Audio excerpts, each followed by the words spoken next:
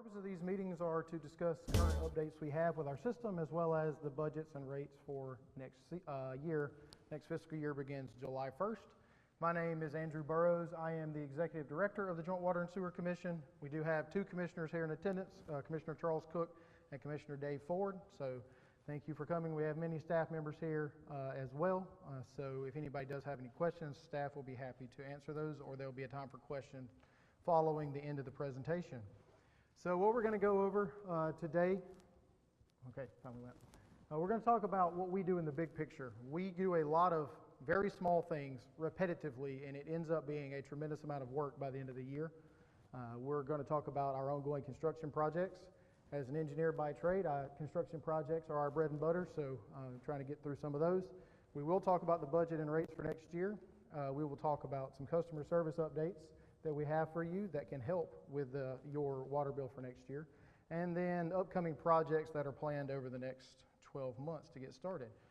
So in the big picture, you may have seen our trucks driving around. They're large trucks with tanks on the back of them. You may have seen them at manholes or something like that with a pipe down in the manhole or a jetter line through that manhole.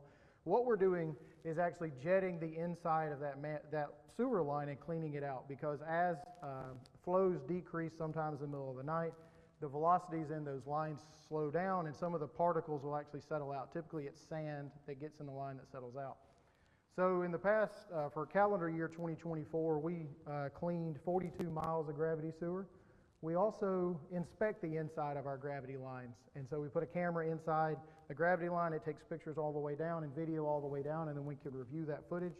We inspected 28 miles of gravity sewer.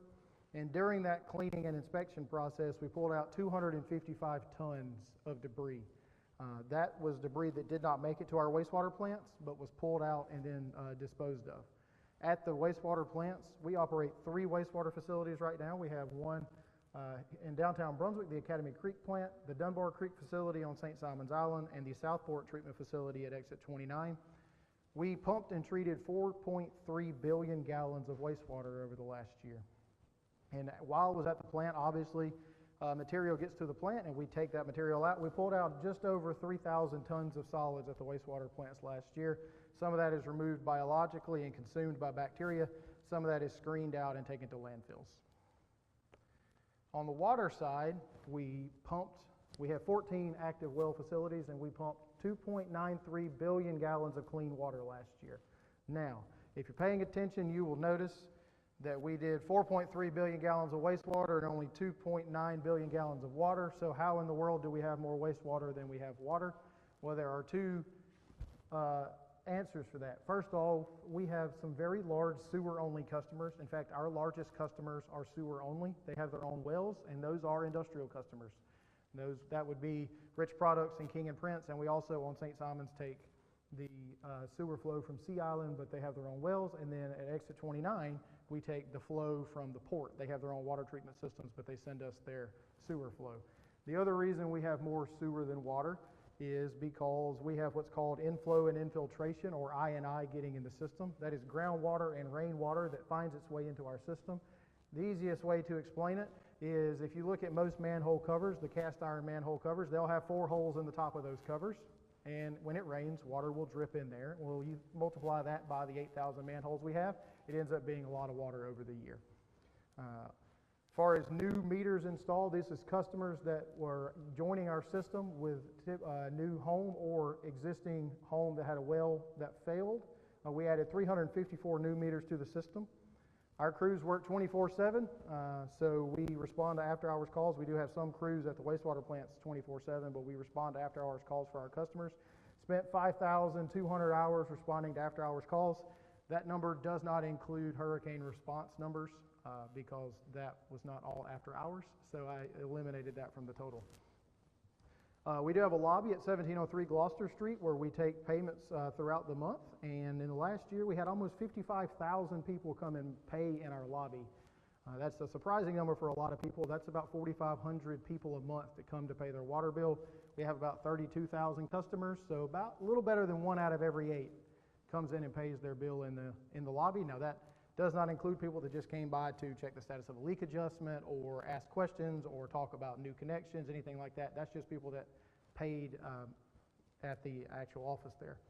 And then this number, I try to drive this number down because invoices mean we're spending money. So this year we processed almost 5,200 invoices, which is good because that number continues to go down over the last few years. So I have been the director now for 5 full calendar years, and so it's a good time for us to take a look, from my perspective, at what we've got accomplished in the last 5 years. So in the last 5 years, I mentioned we did 42 miles last year. We cleaned 328 miles of gravity sewer in the last 5 years. And that's an important number because we have about 315 miles of gravity sewer in our system. We cleaned 328 miles, which means we cleaned every pipe in the gravity system in the last 5 years, which is our goal. On the inspection side, we inspected 177 miles. Well, our goal on that is to get through the system once every 10 years. So as long as that's over halfway to our cleaning total, then we're on track for that. So those two numbers are on track. Put out 1,850 tons of debris. Over 5 years, we pumped 19 billion gallons of wastewater and removed 15,000 tons of solids. So we talk about minor things that end up being a major impact. So in 5 years, that 328 miles, I'm originally from Alabama, so I take Highway 82 back home. 328 miles on Highway 82 will get you from here to Montgomery, Alabama. So if you laid all our pipes end to end, we would have jetted lines all the way to Montgomery. And the 177 will get you to Albany. So we inspected Albany and jetted to Montgomery in the last 5 years. On the water side, we did just shy of 15 billion gallons of water in the last 5 years. We've added 2,500 new meters.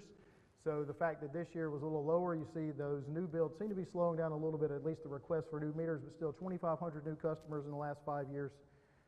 Just shy of 23,000 after-hours calls that we were responding to. That number, that 55,000 number, is pretty consistent, so we're a little over 275,000 people in the lobby in the last 5 years. And then we've invested $92 million into our system in the last 5 years, rehabbing and replacing assets. So this is not going to be $92 million worth of projects, because thankfully we've completed a few of those over the last 5 years, but I'm going to talk about some of our existing and recently completed construction projects. At this time last year, we were about to kick off the Sea Palms East waterline rehab job, and that was finished up in July of last year. And we have 2 major well facilities. A WPF is a water production facility. A water production facility is a well that has the treatment capacity to actually turn it into drinking water for the public system. So we've got one of those that hopefully will be started up by the end of the month, and the other one that's just kicking off down at Exit 29. So here's some pictures of our Sea Palms East waterline rehab. Sea Palms East, major neighborhood right off the side of Frederica Road, and you can see there we were doing some work in the shoulder of the neighborhood street there, but on the right you can see that work is being done at night. So we do plan and do a lot of work at night in high traffic areas. We do this on major thoroughfares on St. Simons and the mainland. So this one, they cut the road, installed a new pipe to upsize that line. That improved flows to the neighborhood, and then paved it back and did that in the wee hours of the morning, so to limit traffic disruption. Did the same thing on a pump station job out on Altama Connector. Had to go out in the road there. We did that in the middle of the night so that it would limit the impacts to traffic. This is what a water production facility looks like. This is the one on, it is the Canal Road Water Production Facility on Harry Driggers. So if you drive out Harry Driggers, where they're doing the new intersection project out there, like you're going towards the airport, you will see a water production facility that has been constructed. So the left picture there, I hope this works, yes, good. These are what are known as high service pumps. So those are brand new pumps, and what that does is it takes the flow out of this circular tank. This circular tank is called a ground storage tank. And so once the water is brought out of the ground by the well, the water comes in the top and bounces off of trays in this screened-in structure at the top, and what that does is strip any entrained gases out of the water. It sits in that tank, and it's been disinfected with the injection of chlorine into the water, and then when it's called for more water in the system, those high service pumps kick on and pull water out of this tank and pump it into our distribution system. And once this one gets online, there'll be 15 active facilities throughout the county doing that. And this building here is what you see here, but there's more to this building than just these pumps. There's multiple electrical panels that are in there. There's chlorine, there's phosphates that we put in for corrosion protection, as well as additional storage space. So there's a lot of things going on behind what looks like a very small building in there, but that's how we get water out throughout our system. This tank's a 300,000 gallon tank, I believe. Some of them are 200, and some of them, I think the biggest ground storage tank we have is 500, but that one I believe is a 300,000 gallon tank. And this is what is just kicked off down at exit 29. If you're familiar with the exit 29 area and you know where, well, it did change over here. Changed on my screen. Let's try again. It's frozen. Try again.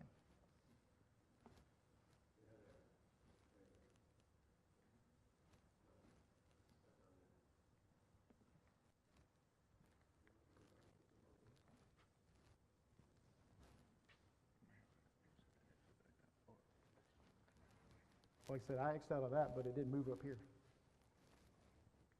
So I think it's a connection problem to the television.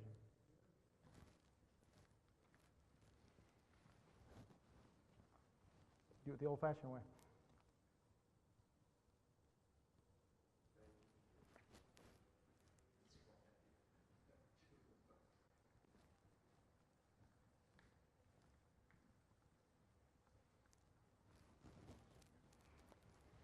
Apologies for our technical difficulties.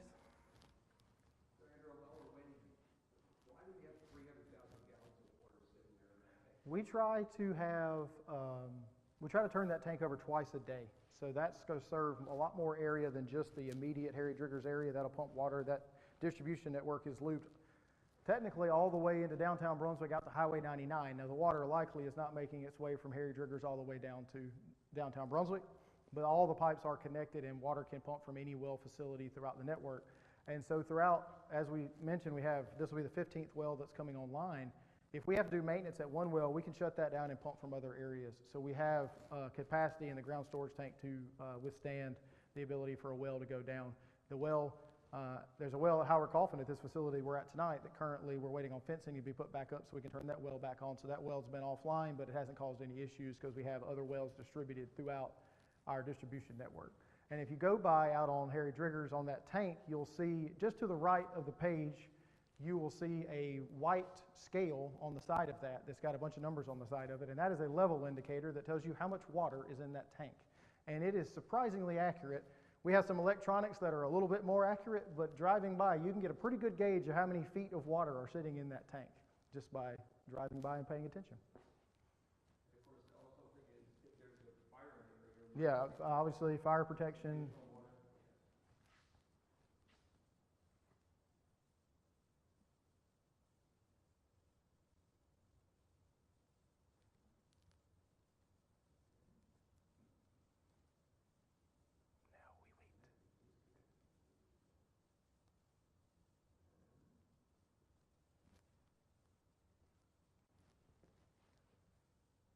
So I mentioned the Exit 29 well facility, and we'll show some pictures as soon as he gets this up. But right across from Satilla Marsh Elementary School, there is a well facility being installed with SPLOST funds at Exit 29.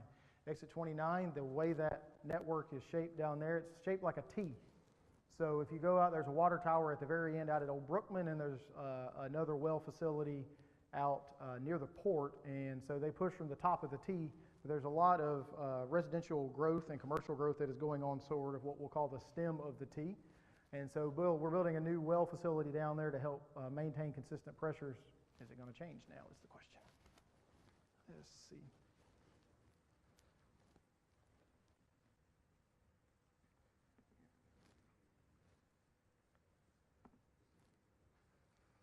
Moment of truth.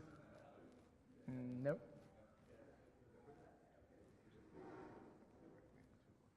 What now? Go ahead and directly go into it. All right, it's catching up. I'll just have to talk slower. It's probably going to change again. All right, so as long as these pictures, there it goes, it'll come back. There we go. All right, this is the Exit 29 well facility. So on the right, you see some cleared property there. That is the site of the new well facility, and there's actually an existing well there that's on the left, and we'll talk about that in a second. But we'll be building a new ground storage tank and building down there almost exactly like what you see. Now it's moving on its own. Exactly like what you see at Canal Road, so it'll look very similar. There is no such thing as a copy and paste project, but the site layout's very similar to what you see there. And on the left, that is an existing well.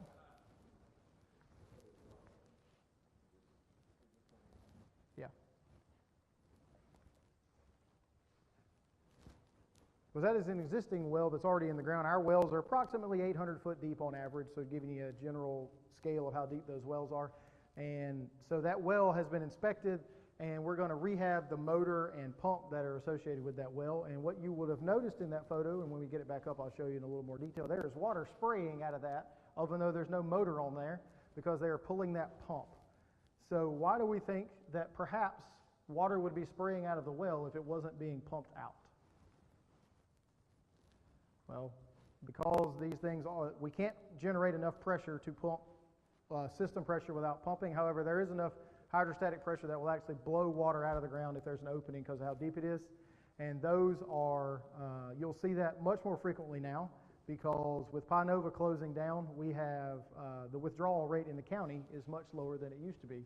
And so, and also on days where, now that Pinova is closed, on days where Georgia Pacific is shut down for a week-long or 2-week-long shutdown, you will actually see wells throughout the county that may be overflowing even though there's nothing wrong with them because the water table rises so much during that process.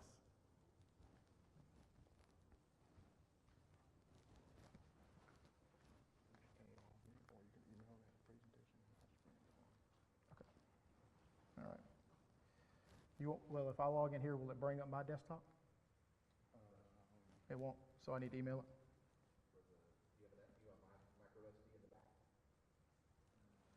Because we could just take it out of the...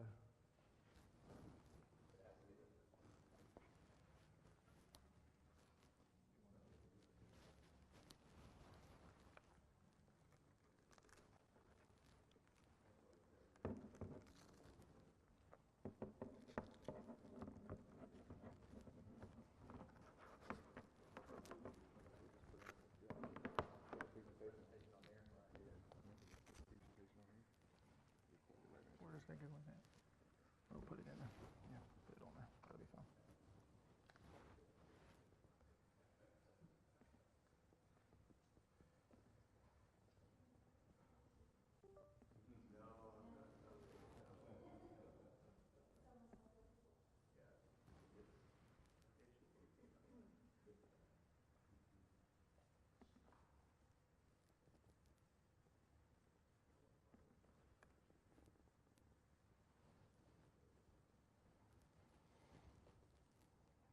It's saving now. Okay.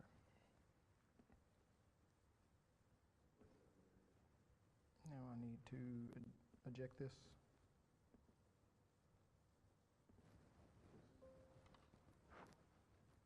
It's currently in use. Well, it shouldn't be. Oh, yeah, X out of that. Okay. Continue. All right, here you go. Say that. King part.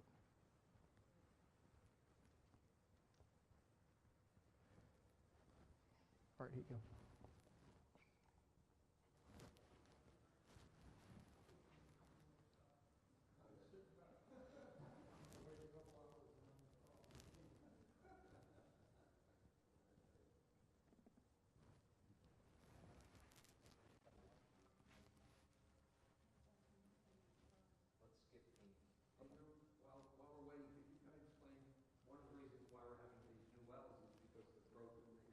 Yeah, certainly. Like the Exit 29 well facility, again, we get seen a lot of residential and commercial growth down there, and so we want to be able to serve our customers and provide them with plenty of water and sewer service. And so you got a clicker, or are you just going to do it when I tell you to? Oh, you do it with that. Okay. Okay. All right, we're good to go. I can make that work. All right. Now we're back on the. Can you?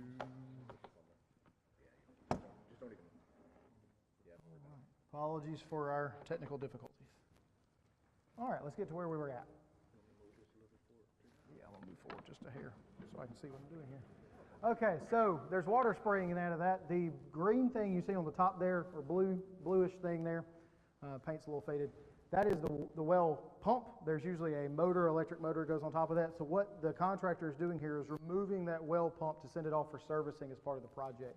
And now, if you look at the picture on the right, you can't really see it because it's very small. They put a flange on top of that to keep that water from coming out while that's going on, because obviously we don't want it washing away all the soil that they're bringing in. On the sewer side, we've got some major sewer projects ongoing. Academy Creek, we're doing RAS and UV upgrades. RAS is an essential part of a process for treating solids, and then UV helps disinfect water before it goes back out into the river. Highway 17 North Pump Station, with all the work going up, the GDOT expansion up Highway 17, we were tasked with improving a pump station or installing a new pump station up there to get that out of the GDOT right away. And then Basin 4002 CIPP is an interesting process where we can create new sewer lines inside of old sewer lines without having to dig up the streets. So these are some photos from the Academy Creek facility. This is the one on 341 as you're going up in town. The left there, those green pumps, those are new RAS pumps. What RAS does, a wastewater plant, is essentially a giant digestive system. So what we have to do, like you have to do with your digestive system, is you want to give it consistent amounts of food to keep it steady. So RAS actually takes solids that settle out in our plant and recycle them through the facility so that we have consistent food sources for our biological processes. So we're in the process of replacing all of those pumps. We've got 4 of them started up now, and so the next ones are scheduled to start up July 1st. And then on the right, that is the ongoing installation of a ultraviolet disinfection system.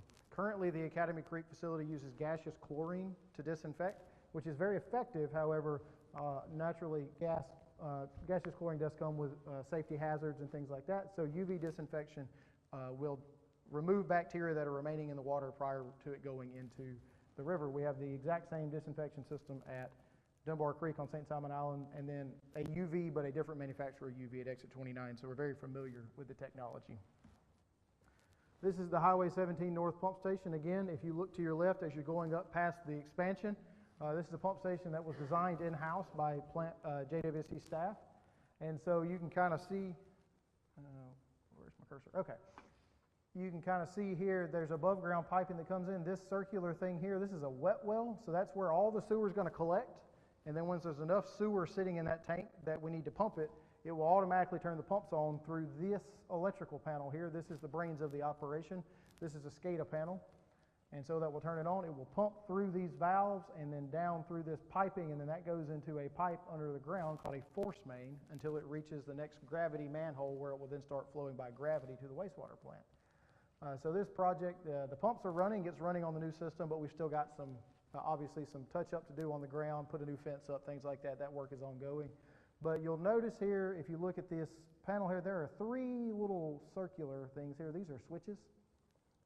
There's only 2 pumps in this pump station, but all of our new panels we're putting in are set up for 3 pumps, so that if we ever have to go back and add a 3rd pump into that pump station, we do not have to redo the complete electrical system. And that is for 2 reasons. Electrical components are very expensive, and unfortunately, for the last 6 years, electrical components have been very long lead time items. So we're trying to eliminate those as hurdles for our projects moving forward. This is the inside of a sewer line that was inspected with the CCTV cameras I was talking about earlier. On the left, this is a pipe in downtown Brunswick. The brownish red material, that is clay pipe. So it is vitrified clay pipe that was installed most likely in around 1965. And you can see this hole here. You can imagine that when the water table gets up, the amount of water that will come pouring through that hole into this line, and that water all ends up at our wastewater plant as part of that I&I was talking about earlier. Well, on the right, this is what the new pipe that is built inside of this pipe looks like. So what they do is they take a bag or a sock, and that has fiberglass resins all in it, and they pull that down the line between 2 manholes, and they fill it full of boiling water. And the boiling water comes in, and it's going to push the insides of that bag out against the inside of the pipe. And so the pipe is used for shape, but the bag is fully structural without the host material. So this new pipe is a new fiberglass pipe that's inside the old pipe, and that is the exact same location on the video as this hole. So if you look to the right here, that hole should be right about here, but that hole is no longer there, and we were able to fix that pipe without having to dig up the streets. And that's good for 2 reasons. Digging up streets does take much longer than actually doing rehab trenchlessly like this, and also for your rates and bills, it does not require us to pay for asphalt, which is very expensive. So there's a win for us on 2 ways there. That 4002 project, we're lining that basin. We're not doing the whole basin, but that basin covers everything from J Street southward in downtown Brunswick, except for some small areas around the port and King and Prince. And we're lining about 5 miles of pipe in that area right now, and we've got about a mile left to do, and that should be wrapped up by the end of July. Upcoming projects that you may see some stuff going on. Exit 29 and Exit 42, the acronym EST is Elevated Storage Tank, or what you may know as a water tower. So we are building 2 new elevated storage tanks in town. One at Exit 29, which will be very near the new well facility, but not on the same property. It'll be just south of there. And at Exit 42, by the new warehouses that you see going up right along the side of the interstate at the industrial tract up there, we're going to build another elevated storage tank there. The one at Exit 29 will hold 500,000 gallons of water. The one at Exit 42 will hold 750,000 gallons of water. And why would we have a bigger tank up there? Well, those warehouses have greater fire protection needs, and we need additional water in the air just to be safe up there. But both of those projects should be kicking off for construction this summer. So you'll be able to see those rising out of the ground over the next 12 months, hopefully, and they'll be about on average, about 150 feet tall by the time they're completed. And then generator replacements. We had a kickoff meeting today to install 8 new generators throughout our system. 3 of them will be at the wastewater plant on the mainland, and 5 of them will be at well facilities. Now these are, all but one of these is to replace an existing generator. One of them is a new generator. But FEMA, through funding that was requested following Hurricane Irma, so the FEMA process is a slow one, but following Hurricane Irma, we were granted the ability to purchase and install 8 new fixed generators. And the great thing about that project is once we complete it, FEMA's share of the work is 75%, and we're on the hook for 25%. So anytime we can buy something for 75% off, that is a good use of our funds. And so those generators certainly help us during storm events, but power goes out randomly, those generators automatically kick on. Upcoming sewer projects, the North Mainland WPCF is a water pollution control facility. That is a wastewater plant. I like to tell people you can always tell how old a wastewater plant is or when the last major upgrades to it were, because originally we called them sewer treatment plants, and then we decided that was not the most exciting thing, so then we changed them to wastewater treatment plants. Then they became water pollution control facilities, and brand new ones these days are called water resource recovery facilities. They all do the same things, it just sounds better when you come to the name of it, I guess. But we're going to build a new one of these at Exit 42. We're going through permitting and property acquisition at this point, but that is to serve the district at Exit 42. Everybody knows about Buc-ee's, but Buc-ee's has nothing to do with the new wastewater treatment facility. Buc-ee's is scheduled to open July 1st, the last I heard, and I know Joint Water and Sewer has signed off on everything we have to sign off on. So if they're not open July 1st, we have done our part. Why are we building a new plant? Because there are approximately 6,000 new residential units planned along Highway 99. And so with that amount of flow, we could send all of that down to downtown Brunswick, but you would be upsizing about 15 miles of pipe and 5 pump stations along the way. So even though it's a large expense, it is actually more cost effective to build a new wastewater plant than to do all of that work all the way back to downtown Brunswick. And the 2 at the bottom are similar projects. Pump station, PS is pump station, those are sewer pump stations. 3103, that number is a pump station number down at Exit 29 in the Royal Oak subdivision. That receives all the flow from the port. So the port flow has increased. We need to rehab that station, and we're also going to improve the force main that needs to increase the size of the pipe.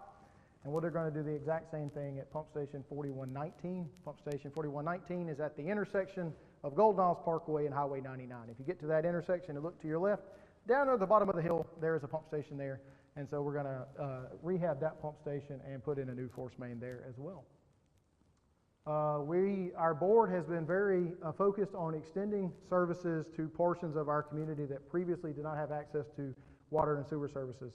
Most of these areas have access to water, but they did not have access to sewer.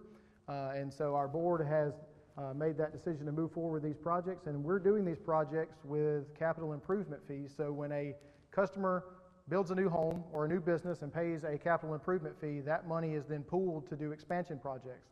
So all of that growth we've seen through the selling of capital improvement fees have enabled us to do these projects to run water and sewer to previously unserved areas. So the ARCO area, that project is essentially wrapped up. The lines are available for use at this point. That is the area west of the railroad tracks going up 341. This covered the section from approximately 5th Street to 9th Street, I believe. Is that about right?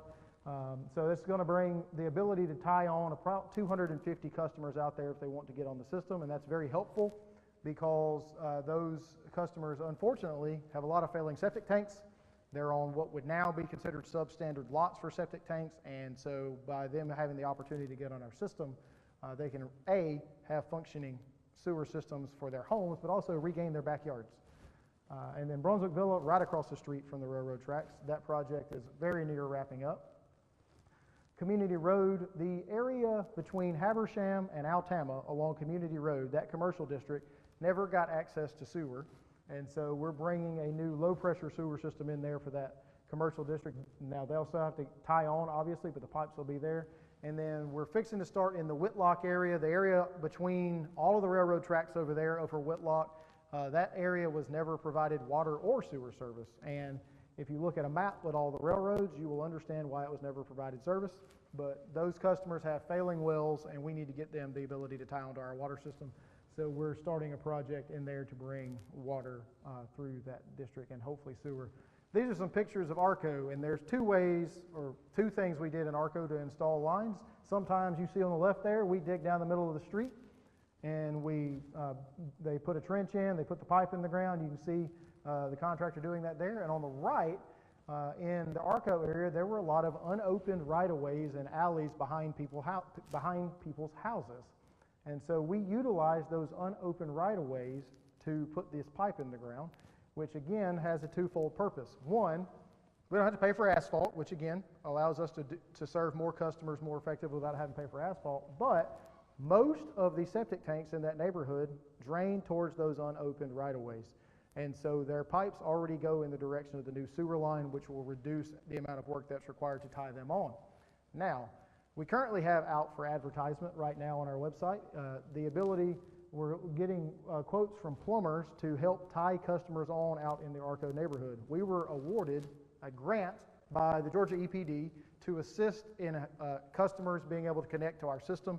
The ARCO neighborhood, there's a lot of economically challenged individuals out there, and we want to make sure they can get on our system and get off those failing septic tanks. So we're going to get those bids back sometime in July, and then hopefully get the program started in August or September once we get the contracts out of the way.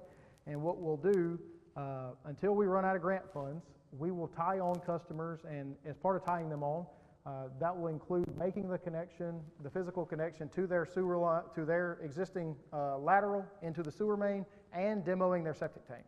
So their septic tank will be demoed out of the way at no cost to them. The only cost they will have is we will finance the actual capital fee portion, which will be financed for up to 10 years, and I think it works out to about $12 a month to get on the sewer system out there. So that way we can get these everybody tied on that wants to be tied on out there, hopefully until we run out of money. But we'll have a public meeting when we get the program kicked off, and certainly allow people to sign up at that time. Brunswick Villa, right across the street there, you can see that thing on the left, you see that orange thing in the ground there? That is a trench box. A trench box prevents the walls of the trench from collapsing in on the workers while they're in there. So it's one of the safety devices you'll see sitting around job sites that people don't always know what it is. What that does is keep all of this dirt from falling in this hole, not just because they'd have to redo the work, but if you're standing in here, the last thing you want is the walls caving in. But on the right, you can see this is road base that is going in right now and on Habersham and Townsend and some of the side streets. Got an update from our project manager today. They are supposed to mobilize paving equipment this weekend and hopefully begin laying asphalt on Monday. They're going to do Townsend first, and then on Habersham, and then they'll hit the side streets. So hopefully that project, the paving, will be wrapped up here in the next few weeks, and that neighborhood will be back to its normal state. Now, let's talk about our budget for next year. Our fiscal year 2026 budget kicks off July 1st. Our fiscal year is July 1 through June 30th. And so our budget for next year is $39.84 million. And if you want a general guide, we spend about a third of our money on personnel, we spend about a third of our money on general operations, and we spend about a third of our money on projects. And so if you kind of want to say where your dollar goes. And happy to announce there will be no rate adjustment for water and sewer usage rates for next year. So we were able to fund the increase in the budget this year through growth in our system. So no rate adjustment going into next year.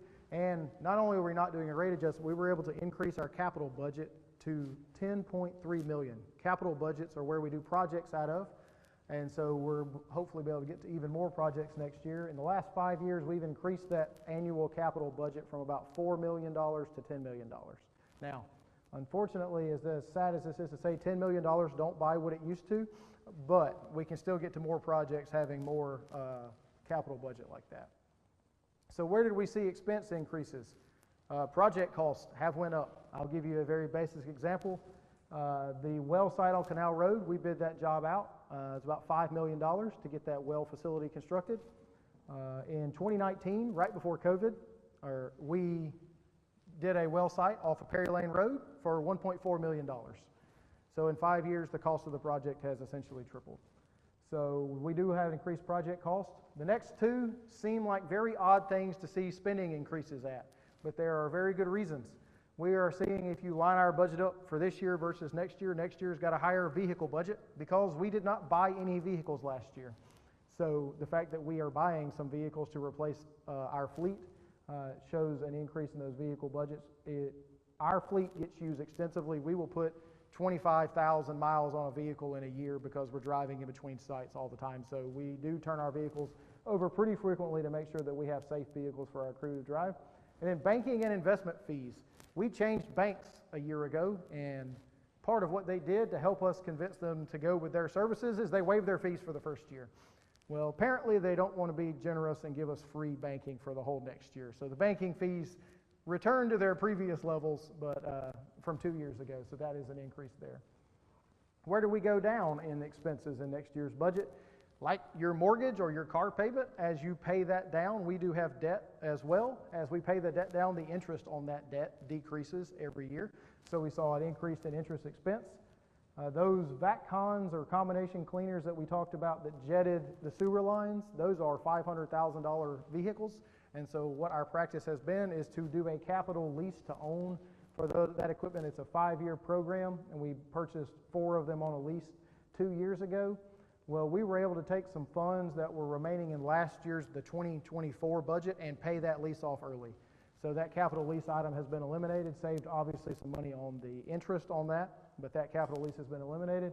And that last line item, chlorine and sulfur dioxide, with the installation of the UV equipment at Academy Creek, we won't have to put in chlorine or sulfur dioxide at Academy Creek for disinfection. So that line item will be hopefully going away by the end of August.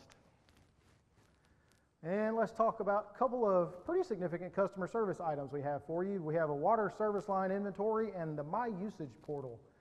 So water service line inventory, if you go to our website, and there's a link there, but you can also go to the website and find it on our website. But the water service line inventory, the EPA required all water utilities that serve more than, I believe, 1,000 people to create a water service line inventory. So you should have got a letter from us if you're a customer of the Joint Water and Sewer Commission that said essentially one of two things. Either we know that your water service line is not lead, typically that means that it would be a polyethylene or plastic line, or that the material type was unknown. Now, if you got a letter that says your material type was unknown, you got a survey mailed to you as well, where if you happen to have replaced your service line and you know what material that was, then you can fill that survey out and send it back in to us. And for every 500 we get back, we are giving away a $500 bill credit to one of those 500 customers drawn at random. And we have given away 3 $500 bill credits thus far. And so those customers, depending on their water usage, may be getting up to a year of free water for sending that survey back into us.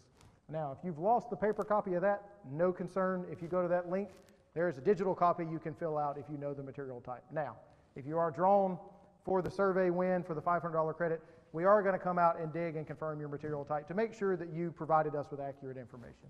But you can also go to our website on that water service line inventory, and you can pull up a map.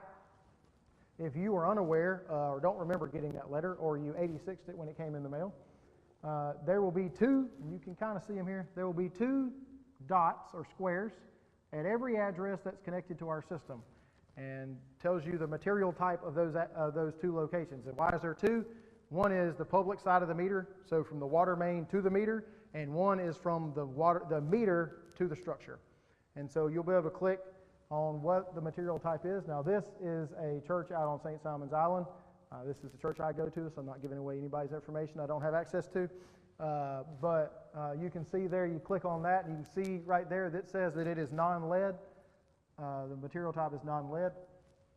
So we knew that one, if a structure was built after 1990, lead pipes were not used. We have no knowledge of lead services in our system, but because we don't have all of the documentation, we still have to go through and identify the remaining services. So you may see us out and about digging, checking these lines and things like that. So you'll see that, and then we will be going through replacing some of the old galvanized services as well that we have in the system, which is actually good. Galvanized lines served a purpose, but they do two things that are very bad for your water pressure. One, they grow up on the inside, so basically they rust on the inside, and so the pipe shrinks down so less water goes through it. And they also pinhole on the outside, so it has leaks in it throughout the system. So the last thing you need is a smaller pipe that also happens to be leaking, so you get the double whammy on your water pressure. Now, the My Usage portal is something we've been talking about for a while now. We just replaced every water meter in our system with new, what are known as AMI meters, and they're much smarter meters about the water usage you have than what you had previously. Previously, the only thing we knew about your water usage is we would drive by and radio would pick up your usage for the past 30 days or whatever the billing period happened to be, and then we'd send you a bill that said in the last 30 days you used 5,000 gallons of water. Now we have meters that give us data every single day about how much water you used the day before. Now, you can call us and get that information, or you can sign up for this portal and get this information for yourself, and now, it's always a day behind, so the readings come in overnight, so it's the previous day's reading. But you can get down to the hour level for how much water you're using every hour. And so you can get access to that. And another interesting thing you can do, you can set thresholds. So if you want to use no more than 100 gallons of water in a day, you can get it to send you a text message that says you have reached 100 gallons of water a day, so you know how much water you're using. Or if you happen to be out of town and you want to make sure you're not using water at all because there should be no water usage at your house, you can set it at 0.1 gallons and it'll send you a note that there's water use at your house. Now, hopefully hopefully you don't have a leak, but it could be a leak, or it could be somebody accidentally, borrowing the water hose while you happen to be out of town. So we'll get you that information. And this is what a view of the information you can have here. This is actually our office down on Gloucester Street. Where'd my cursor go? Anyway, can't see. But you can see there the water usage picks up about, 5 a.m., 6 a.m., 5 a.m. Dana must have got there right at 5:45 that day. Dana's always the first one there. And then about 6 o'clock, you get a little more water usage, and then we got a few more staff that come in at 7, and you see that water usage go up. And then throughout the day, as the staff is there, customers come in, it peaks through the day, and then everybody was out of there by 6 or 6:30 in the evening, and then you get zeros out the other side, which is good. That means there's no leaks at the building. So you can get this information for yourself on your water account by going to our website, and at the very top of the page on the far right, there's a link that says My Usage, and you can sign up. And then that gives you a lot of information, and if you happen to see at 1 a.m. and 2 a.m. when you're asleep, you happen to have 5 gallons of water an hour going through there, we can give you some tips on what might be causing that usage, and you can reduce that usage and therefore reduce your monthly water and sewer bill as a result. So here's an example of the results, the alerts you can get. You can do it by email. So this was an email that was sent out that we did a test alert that said, if there's any usage at the main office, please send me an email. So that email was sent out. At that point, there had been 72 gallons of water that was used, and the email was sent out. Or you can get a text message. Same thing. We said it that if there's any water usage, please send me a note, and they sent the note. Now, one thing I will say is we have no control over what time those are sent out. So if you happen to have water usage in the middle of the night, it may send you a message at 2 in the morning. But at least you'll know about it very quickly. And then there's printed out copies of this in the room if that's difficult to see, but we've got some planned projects for next year. You see blue stars on the left there all throughout the county. We've got projects going on down here at exit 29, projects in downtown Brunswick. These are all water projects, projects out at the Sterling area and the McKenzie area out there, and projects out by the airport. So all across Glynn County, and even some projects going on St. Simon's.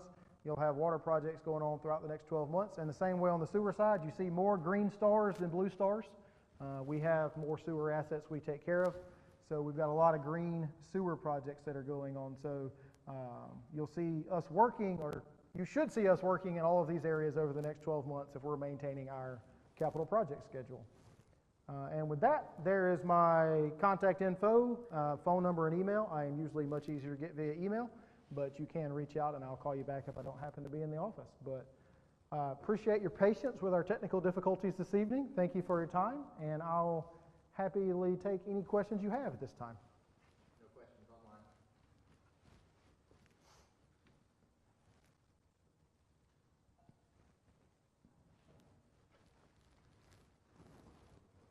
Now, we will be having another one of these meetings tomorrow on St. Simon's Island. So if you can't join us today, you can come by tomorrow as well. These are available on our Facebook page for people to watch later and things like that. So many ways you can get this information should you so choose. Hopefully the one tomorrow night won't have the pause for the technical difficulties in it. We'll get that sorted out. Well, with that, I would like to thank everyone for their time and attendance with us this evening. And we are, as Mr. Sellers likes to say in all of our public education videos, the staff here at the JWSC is here to serve you. So, all right, thank you. Absolutely.